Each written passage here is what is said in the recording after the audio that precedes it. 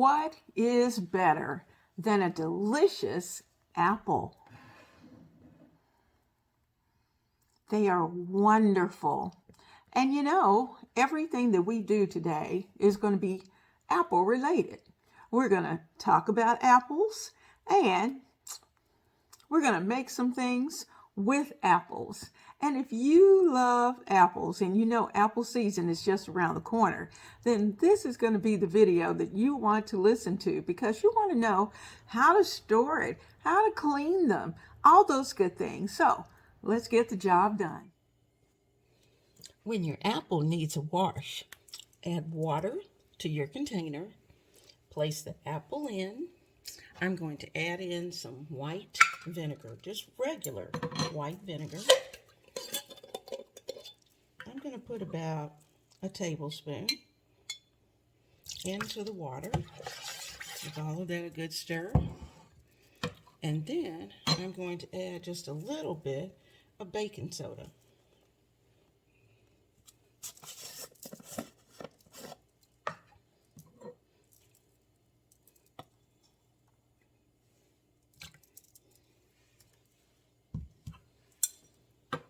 Now, if you have a brush, then you'll want to take your brush and scrub. And if not, then just take your hands and get to all of those little crevices where your apple is dirty, if it has any wax on it, any of that. And you will start to see bits of that apple and bits of the dirt come off. Rinse it well.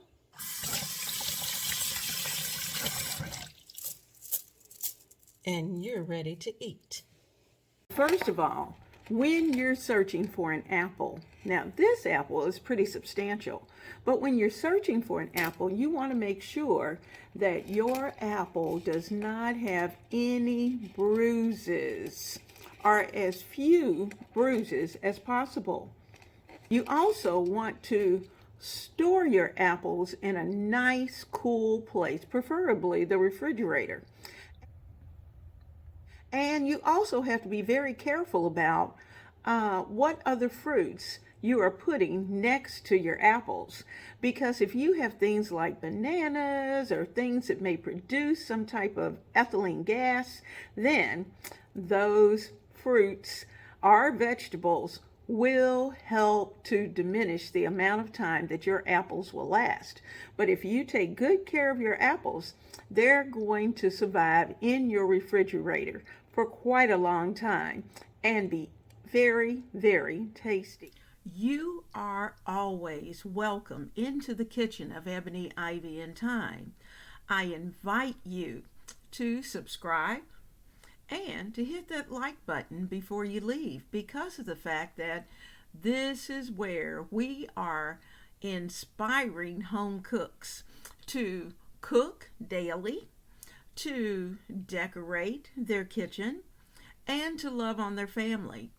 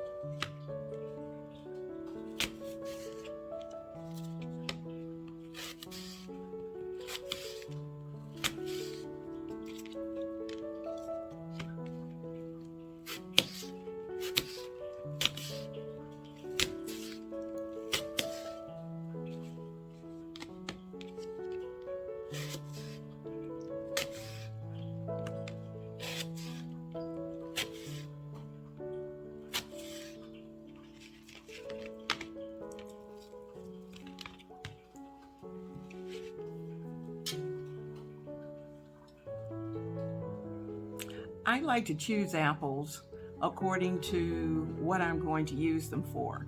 And typically, I have a variety of different sizes and colors because the Green Granny Smith apples are more tart and they make delicious apple pies. But you have to add the sweetness to it, so that leaves you in control. But I love eating a good apple with a little snap. Excuse me for eating while we're talking.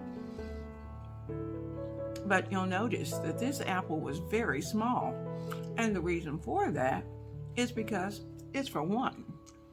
And so size matters. It has a lot to do with what you plan to do with your apple.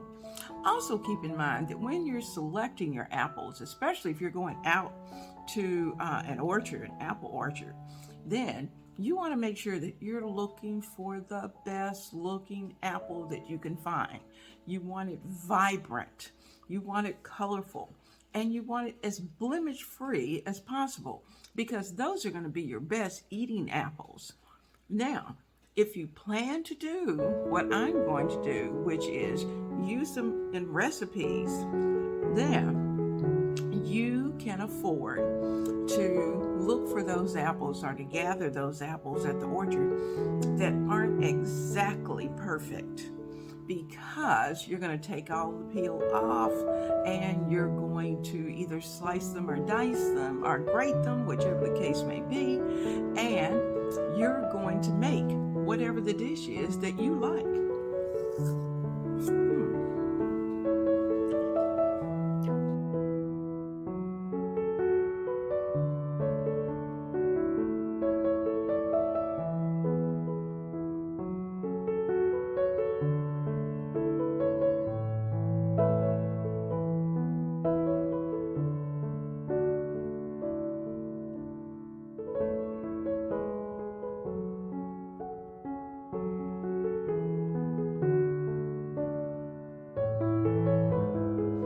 You may not know this, but the apples that we're getting in the grocery store are not this year's season of apples, because typically the orchards are not open until the end of August, the second half of August into probably November, and depending upon where you live. And so because of that, those apples are stored, and the grocery stores and buyers have a place to store them, a warehouse that they're able to keep them at the perfect temperature. So when it's time to bring them out at the grocers, then we have beautiful apples and they're tasty. Now, so those apples that we're eating right now, like this one, it is a year old.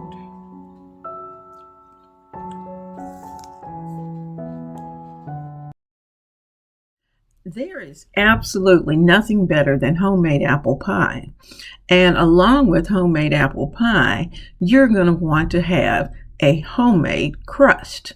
Now, all of us haven't been adventurous enough to make that homemade crust, but you know what? It's not as difficult as you think. So I do have a video that I will list that will show you how to put that crust together, as well as the recipe. And then we're going to take a look at those apples, because I'm going to use some of those apples that I put in the freezer and make an apple pie. So that's going to be our first recipe for today. Now, I apologize because all of the little gory details may not be here, but you know what? I'm going to ask you to look down in the description box, and if you want to know the gory details, I'll tell you where to go to get them. So the cool thing about rolling pie disc out is that you're rolling from the center out. And that was something I had to learn, because I would just start rolling, and I keep rolling until I finally got the shape. And I just had not realized that there's a method to the madness. So if we roll from the center out, then you're going to find that the shape that you want is going to come together very quickly. If you were just a tiny bit closer, you would be able to see that I've got chunks of butter that's in this crust, because we want this crust to be nice and buttery. That's what our pie crusts are all about. Gotta have the butter. And in fact, in this recipe, this is a recipe that I got from the American's Test Kitchen. And so they use a combination of butter and shortening. So it's going to give your pie crust a very delicious finish. So let's see, I think that ought to be just about there. I'm getting a little more this way, just to get them into the pie plate. Now my plate I have already greased and it is ready to receive the crust. And I'm going to pick this up and I'm going to place it, hopefully gently. It's going to be good. And I'm going to place it gently right into this pie plate. And you have to make sure it's a good temperature because you don't want it too cold because then it's hard to work with. But we do want to be able to get, and I can see that I'm going to need, where's my knife? I'm going to take my knife and I'm just going to knock off some of the extra because we want this to be attractive as well as, because you never know who might drop in and have a little bit of this pie with you. And certainly I love having you all in the kitchen. So I'm going to take some of this, and not that it didn't have enough. I just wanted it a little, the sides a little longer over here. And if you have some, I have even taken some of the extra and folded it under, because if you're a crust girl and you like that crust, then that's what you're going to want to do. So this is our bottom crust in. So through, give it a little tap so it gets a little rib around the edge. And if you want more lip, you can make sure it has more lip. I'm not so worried about a big lip, but I do want a little more. And if it's not enough, I have enough little pieces and little extras that, as you can see, that I can add in. We're going to roll out that second crust. And once we roll it out, it's actually going to become the top crust. But we're going to make a pretty lattice crust. So we're going to have to slice it and then place it on top of those apples when it's time. Now, what I'm going to do is that I'm going to cut some strips. And I'm going to make those strips probably about, I call it a finger width. And there we go. We're going to cut those strips and we're going to play with them and we're going to decorate the top of that apple pie. So there we go. Those are going to be our strips that are going to go across this pie. Now, let me tell you what I did to the apples. I try to keep apple pie filling in my freezer. I put the apples in, I put the sugar in, I put lemon juice in. And so that's what's in here. We've got, I made a mixture of a half a cup of regular granulated sugar, about a half cup of brown sugar, and I put a couple of tablespoons of lemon juice just to keep the color of the apples very pretty. And so they have been in that mixture. What we're going to add to this mixture is that, and this is a good way too to keep it clean, keep things clean. And because you have it contained inside of this bag. Now we're going to add in a little bit of salt, just a pinch. And the reason for the salt is not to make it salty, but the reason for the salt is to bring out the sweetness. I'm going to also add in a couple of teaspoons of vanilla. Get a couple of teaspoons of vanilla. I like a little vanilla, hint of vanilla in the background. I have apple pie spice. It's got cinnamon, it's got nutmeg, it has allspice, those three. So we're going to sprinkle in. So I'm going to measure this out in my hand and measure from there. So there's our first teaspoon that I'm putting in. Ah, it smells so good. And this is one of those spices that when you buy it, you want to try to use as much of it as you can, because you just can't keep it from year to year because the flavor will diminish. Okay, so we've got all of that in there, and I'm going to add in an additional teaspoon of cinnamon.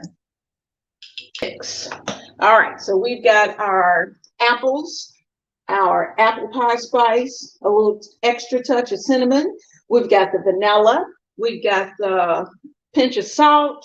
We've got lemon, a little bit of lemon juice to keep our apples looking pretty. And our sugars are in there, a total of 1 cup of sugar. Now, your 1 cup of sugar can be divided between brown sugar and regular white granulated sugar.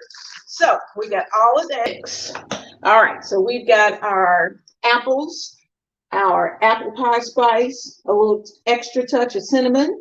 We've got the vanilla. We've got the pinch of salt. We've got lemon, a little bit of lemon juice to keep our apples looking pretty. And our sugars are in there, a total of 1 cup of sugar. Now, your 1 cup of sugar can be divided between brown sugar and regular white granulated sugar.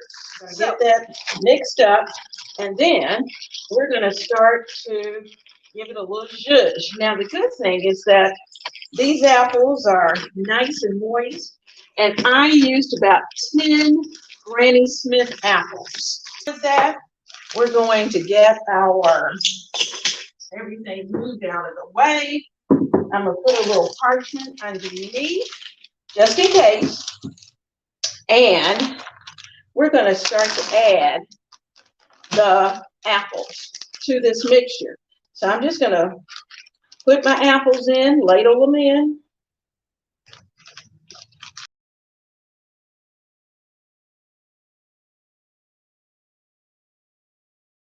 And you notice I've got them. I'm going to put them over the top. Whoop. I also have a pan in the bottom of the oven. So just in case we have a little bubbling, then, which we probably will, it will catch the juices, just in case.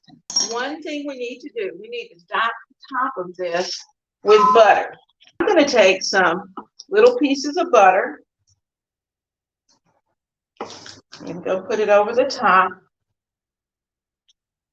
because an apple pie is not a good apple pie without a buttery flavor. Notice, those are all the apples I have left, just a few, and we might use those in just a minute. We'll see if we can work those into the next recipe, because we don't want to waste anything. And, you know, they don't have to be perfect. They just have to be good. So here we go. We're going to get those in. And if they break, not a problem.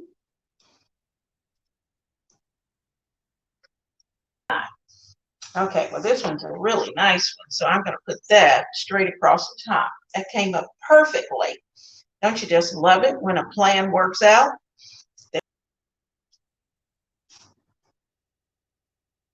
Oh, I spoke too soon. I'm going to break that one off. Sweet. And, you know, guests, actually, the guests were family. And when you're able to have family in your kitchen, that's just so special. And we had good conversation, and talked about things that, you know, you just don't get to talk about all the time. And what was fun was that we had a young homemaker with us, and her mom and I just had a good time sharing information and all those kind of things with her. And I'm hoping she's watching this morning so that she can get new insight into what's going on in the kitchen. Now, we've got one more strip. See if I can get him all the way as far across as I can. Ooh, got all right, got one more and a piece. Okay, so we're going to put him right there. There we go.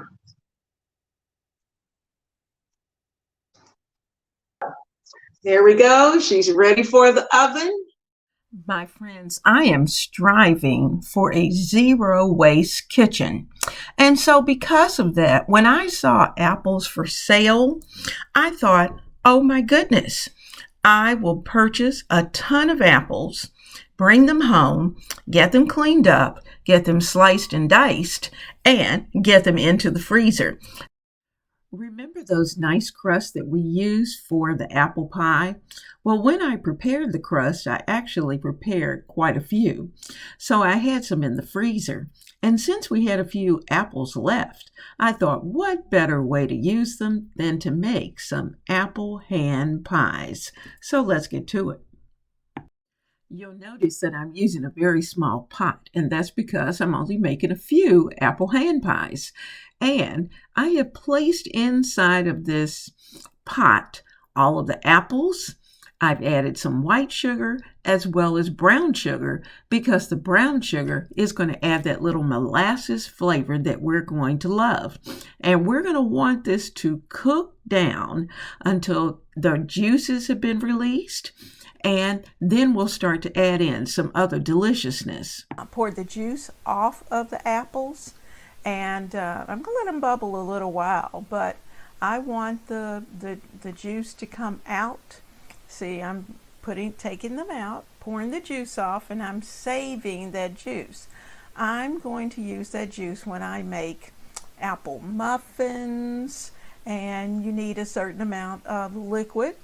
That's the liquid I'm going to use. Or if I make an apple bread, I could make an apple cranberry bread, and I may need some moisture. So there it is. Here we are. Our apples are ready. They are ready. Now I have to sit them off to the side. I'm going to eventually turn that stove off and sit them off to the side so they can cool. Now what I'm doing is that I'm adding some additional cinnamon. I'm putting in about 2 tablespoons of cinnamon as I want a strong cinnamon flavor. Now, if you don't like a lot of cinnamon, you can certainly use just a little bit. I'm also adding a couple of dashes of nutmeg. If you want to purchase apple pie spice, you can do that. I just kind of put in the spices.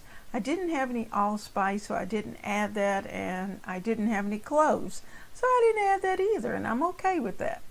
But I did make sure that I had plenty of cinnamon, plenty of nutmeg, and I also added in some additional butter. And the reason for adding the butter is so that that buttery flavor is going to be all through the apples. Now, so I'm putting it back on the eye because I want all of this to mix.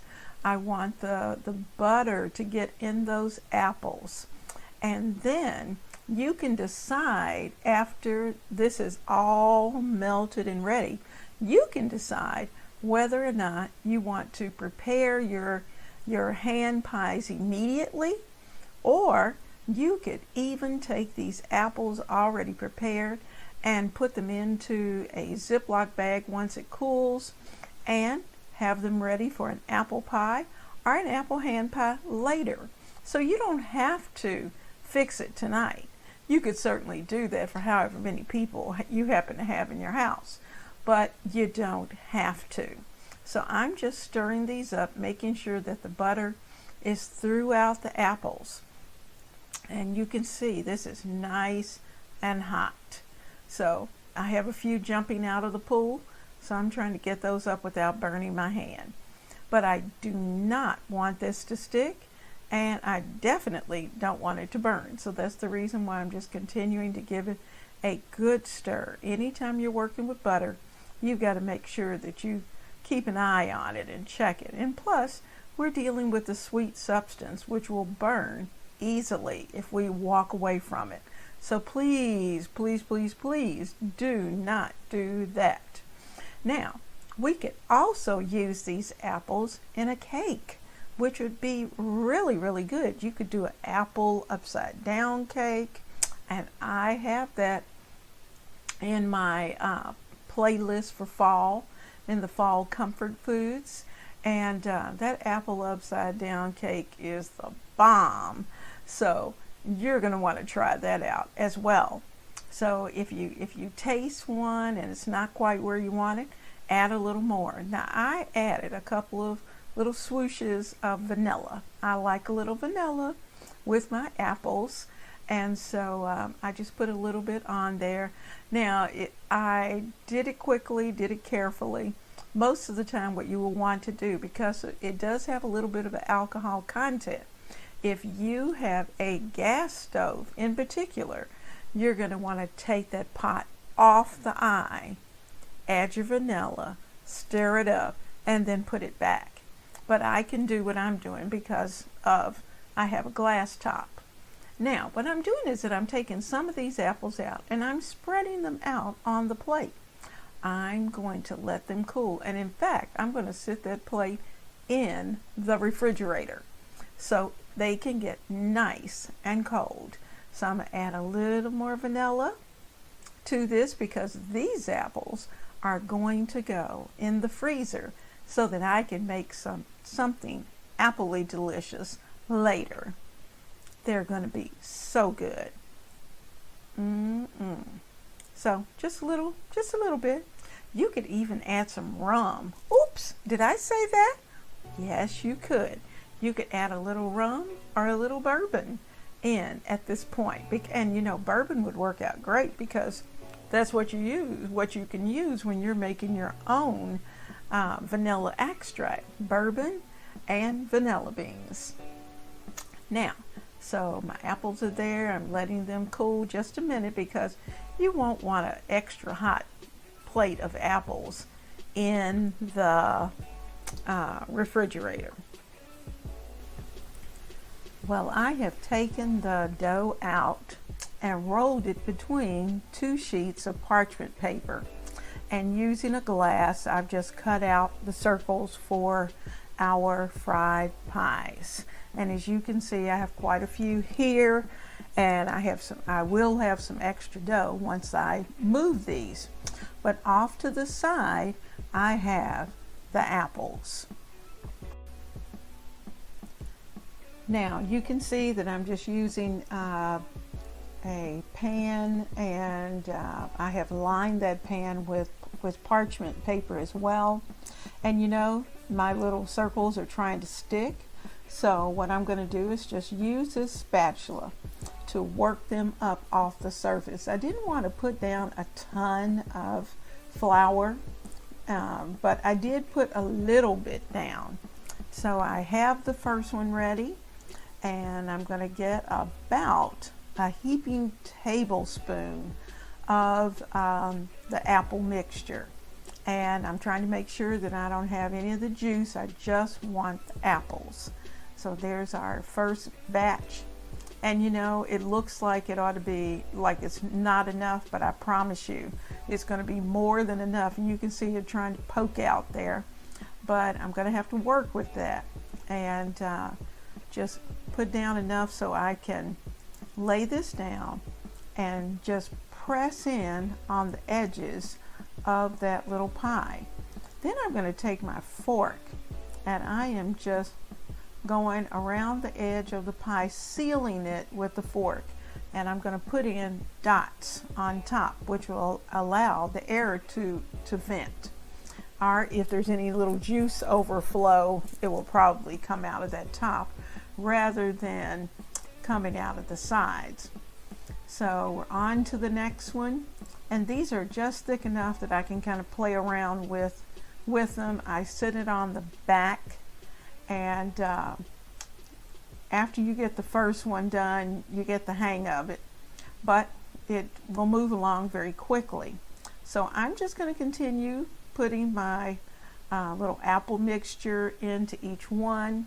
You know, the cool thing about these pies is that you can use peaches, you can use, and you know, back in the day, you used the dried peaches or the dried apples, and that helped to control some of the juices. You'll see where some of the juice wants to ooze out no matter what.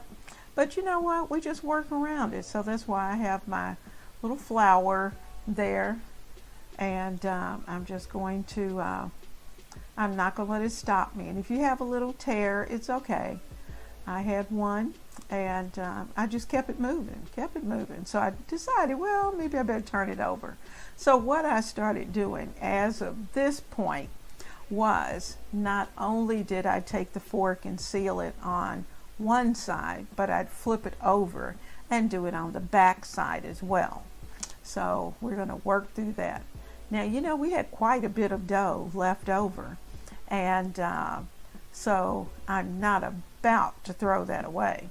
So we are going, and we have plenty of apples, absolutely plenty of apples. So we're going to get these prepared, and then we're going to make some more by rolling it out. And we, of course, we won't have nearly as many as we did the first time. We had those 4, but I think we got enough maybe to get 3 more, and you'll be amazed at how quick these pies are going to disappear. So here we have the little batch. I'm going to roll this out. I'm just going to press that into a little circle. And you know, they don't have to be perfectly shaped, but I'm just going to give it a good roll, enough to get a few. And you're going to laugh when you see what I used as my cutter. I used my Chinese takeout soup container because it was the perfect size. And that's what I'm going to use to cut them out. It made it just large enough. I didn't want them any smaller, and I didn't worry about whether or not it was perfectly round. Main thing was I wanted to make sure that I had enough surface that I could fold it over and put them together. So there we go. And you know, I think we might have enough for even one more.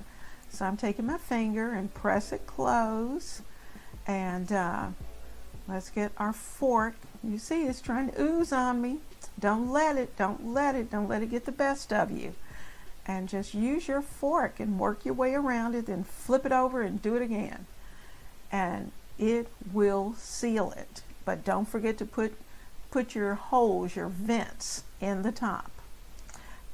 Now, I know you're thinking, well, this is probably it. Once we get everything in there, oh, we're going to be ready to stick it in that 350 oven. Not yet. We have 2 more things that we're going to need to do to these to make them absolutely perfect and to take them over the top. Now, while we're thinking about it, while we're finishing up with this one, and this is not the last one, while we're finishing up, you are going to want to keep them in a Ziploc bag, and if you have any left, and if you do, stick them in the microwave and warm it up. Oh my goodness, these are so good when they are warmed up in the evening. If you want a little dessert, they are good. So little apple pies, you know, when it's just two or 3 of you in the household, even 4, you know, sometimes you just may not want to make a whole apple pie because you figure, oh, this is too much pie for us to eat, you know. And this way you can make these little individual pies. Actually, at this stage, once you put them together, I could have stuck these into a Ziploc bag and froze them so that when I needed to, then I would just take them out and put them onto a sheet pan and prepare them. So I have plenty of apples. So if that's what I decide to do, I may certainly do that. So I'm going to fold this up, get this out of the way, because remember I said we're not finished yet. We are not finished. So we're cleaning up, we're getting things put away, because here's the cool part. we're going to put an egg wash on top of each of those little pies, and it's just going to make your pies absolutely beautiful. So there they are, and I'm going to play around with where they are just to make sure that everybody gets good coverage. And there we go. All righty. So I thought, well, I'll put the sugar on now, but you know what I realized? That's not going to stay. I got as much on the parchment as I did on the pie. Now I could have rolled it in the sugar a little heavier, but I didn't want to do that. I just wanted to sprinkle. So I'm going to get my egg. I'm going to add a little bit of water, and we're going to mix up an egg wash. So here we go. Let's take our egg. We're going to crack that egg and put it right there in the cup. I'm going to put just a smidget of water in there because unfortunately the egg itself is just a little too heavy. So I'm zipping up the apples that are left. I'm going to stick them in the freezer for later because we will need them later at another time. Now see those apples that are left? I can use in muffins. Oh man, the world is my oyster. I can just use them for all kinds of things. So let me get my brush, and we're going to be ready to brush these little pies. There we go. You see, there, they come out so pretty. Now I had to play around with it because I put just a smidget of water in there, but it wasn't quite enough.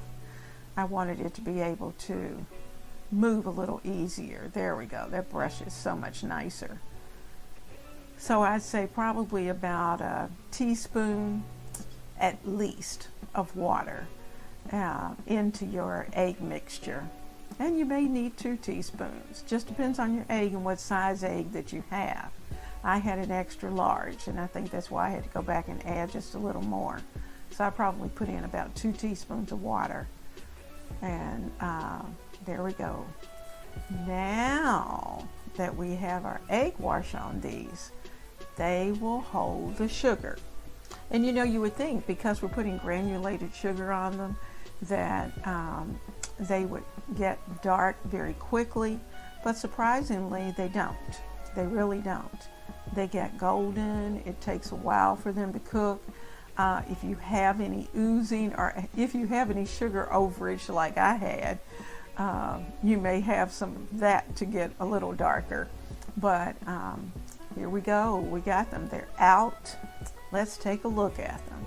So I am just wiggling them off the pan. I'm using that spatula again. And you can see where I had a little bit of oozing. And but let me tell you, they're hot and they are delicious. So they're right there ready to go. Aren't they beautiful? I love it. When I go to an orchard, I come back with probably a whole trunk full of apples. You know I can't eat all those apples before they start getting a little past their prime. I try to store them as nicely as I can, but I can't do what the warehouses can do. So that's the reason why you will find bags of apples in my freezer that are frozen. And I typically try to freeze them in portions, using a gallon bag, in portions that I can either dress it up with a lot of spices and sugars and have it ready for apple pies. Sometimes I will even donate so many of them to the church that are already put together for apple pies in case there's an engagement, or if it's close to the holiday, close to Thanksgiving, which typically the apple season ends just a little bit before Thanksgiving. Then there's going to be some delicious apple pies or apple cobblers that are going to be on tap. Get those apples all sliced up, peeled and sliced, get them spiced, and get them in the freezer. There are just so many things that you can do with your apples. And last week I gave you a little sneak peek of the apple pie jam. But today I've got to make sure that I show you all of it, all the recipe, because of the fact that I want you to make this. It is so delicious. It stays in your refrigerator, and it's such a nice little small batch that you could even prepare it, have company come in or guests come in, serve it for that night. You can serve it over pork chops. You can serve it over chicken. You can do all kinds of things with apple pie jam. And you know what? You can even add it with some peanut butter on some sliced bread, and it's going to be delicious. So we've got these apples chopped and ready to go. So let's put it all together. Then I'm going to start to add about a pinch of salt, which is about 1/8 of a teaspoon of salt. And I'm using my pink Himalayan just because that's what I have. I'm also going to add some apple cider vinegar. This is Bragg's apple cider. And I'm going to add in about 3 tablespoons of apple cider vinegar. So let's get those in. That's 1.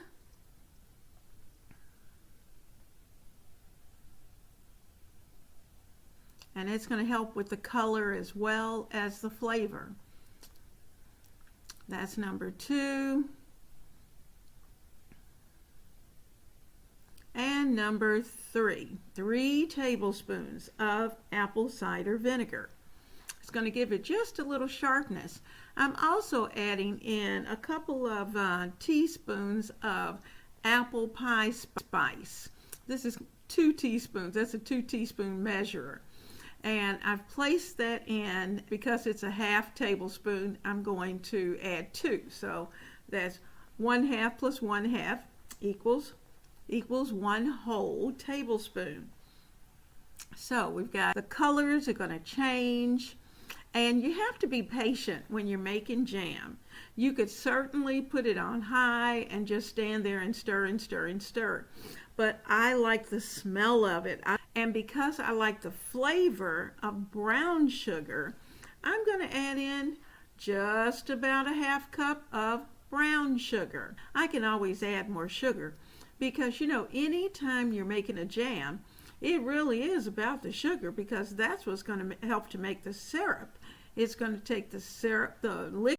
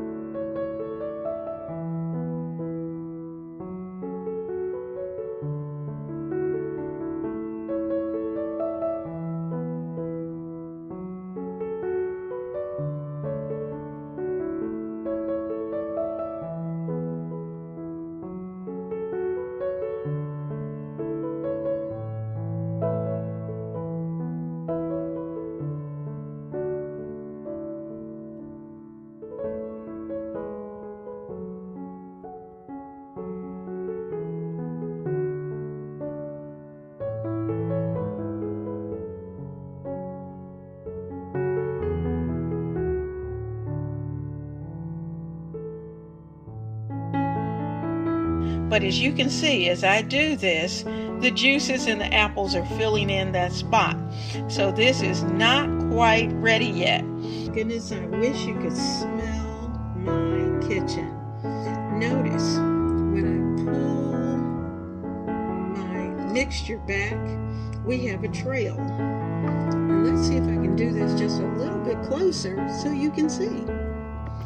Now, what we're looking for is for when you run your spoon back. See that trail? That's what we want. We want to be able to see that path.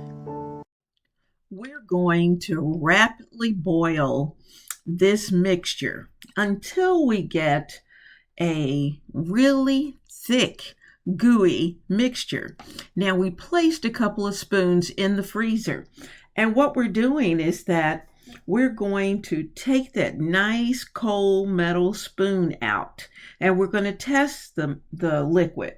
And we're going to do that by dipping it down into the hot fruit mixture and immediately lifting that spoon so that the mixture runs off of it. And when it's at first, early in the boiling process, the liquid is just going to pour right off the spoon. But later, when it really gets nice and gooey, then it's going to actually form a sheet and have a sheeting action that's going to take place. And the nice thing is that then, once this is cool, it's going to be a perfectly formed jam. Mixture into. It's warm but not hot, not extremely hot. So I'm placing it into the jar. I'm going to get the second jar and try to even them out.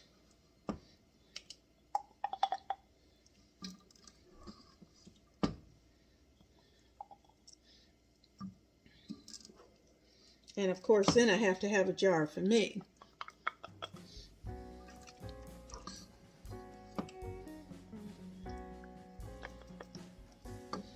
One for a friend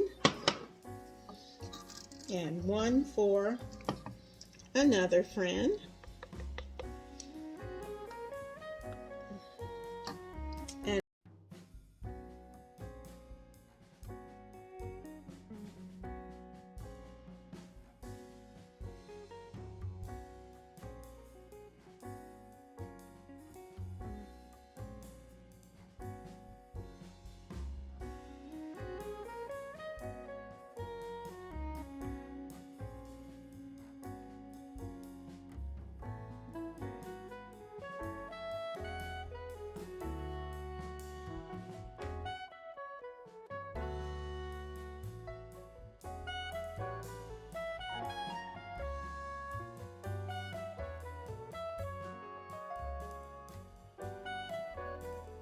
I hope you have enjoyed being here in the kitchen with me.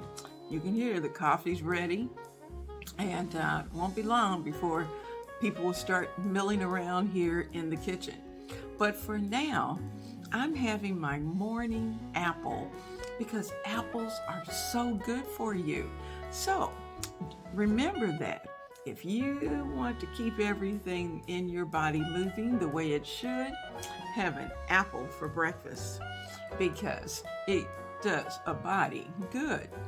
I hope you've enjoyed yourself. I have certainly enjoyed yourself. Try some of these recipes, and the full recipes and full videos are going to be listed down below so that you can go to those, watch them, and get the whole picture of each of those recipes, in addition to some more. See you soon.